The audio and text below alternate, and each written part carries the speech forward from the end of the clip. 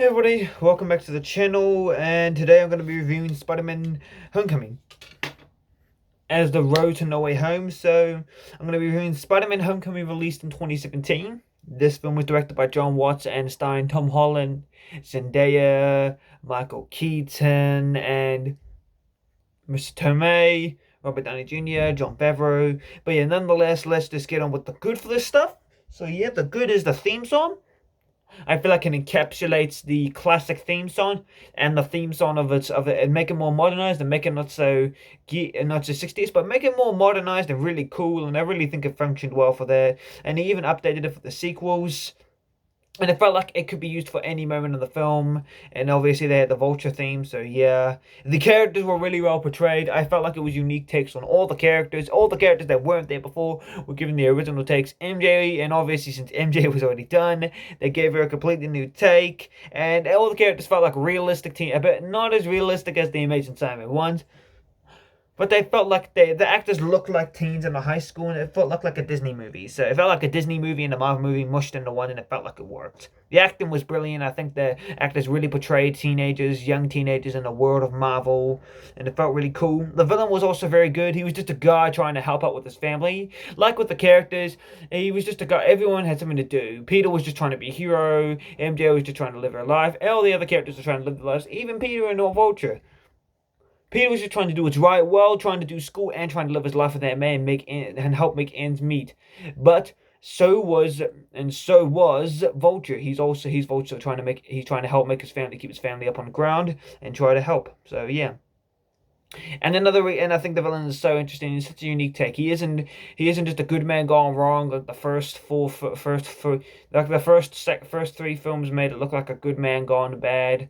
The first and then the fourth one also did that. It's kind of the same thing. But then the Amazing Spider-Man 2 again, it was kind of like the same thing. They were forced into that position, and it felt like they did something new with it and didn't copy what the other movies did. And it felt like something new. It being set in the MCU was also unique because the other ones were all set within their own continuity, so that was a very unique thing. It felt like wasn't rammed into the universe. It just felt like because he was introducing Civil War, so it felt natural when he goes on solo film. So natural that he's there. And I felt like it felt natural for them, and it felt natural to be set in the MCU. And the actors were all brilliantly well casted and done. The ages looked amazingly fantastic. They looked like teenagers.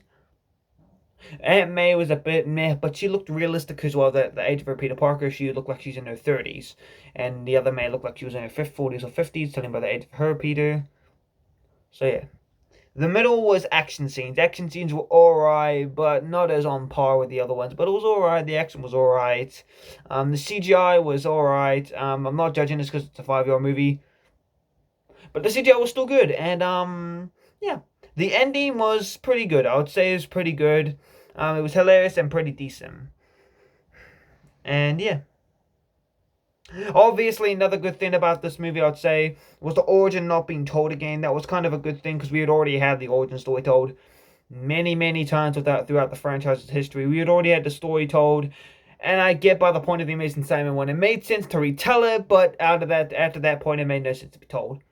Because we've already seen this beat revisited. Had it been done unique in the last movie, it would have been made more sense to be retold. You can retell an origin story, but it must be told in an interesting fashion. Otherwise, there's no point to it. Also, so yeah. This is also another common thing Batman often faces. His origin story is retold many, many times, and we don't need it. The Batman 89 film, Batman Forever, Batman Begins, Batman v Superman, The Batman. All these films so far have retold his origin story all the time. The Batman 89, I get why Batman 89, Batman Forever, and Batman Begins did it. They were introducing versions of Batman, or while reintroducing versions. One, being Batman Forever, was you linking it back to why did he become Batman. So that one, it was like this with Spider-Man. It didn't really need an origin story, whereas the other two, the first one obviously needed an origin story. The second one, not really. But yeah, besides that, what else do I give this? I give it a 9 out of 10. It was a solid film. One, it was, like I said, the theme song, the characters, the acting, the actors ages, the villains, it being seen in the MCU, the action scenes, the CGI, the ending, and not telling the origin story. So that was basically it. And Yeah, and overall, yeah, tell me what you guys thought of this. I saw this in the cinemas and many times on DVD, and yeah, I'll make sure to see you guys for when I upload the next video, which is on Venom. So make sure to like, subscribe, and click the notification bell so you don't miss any content, okay?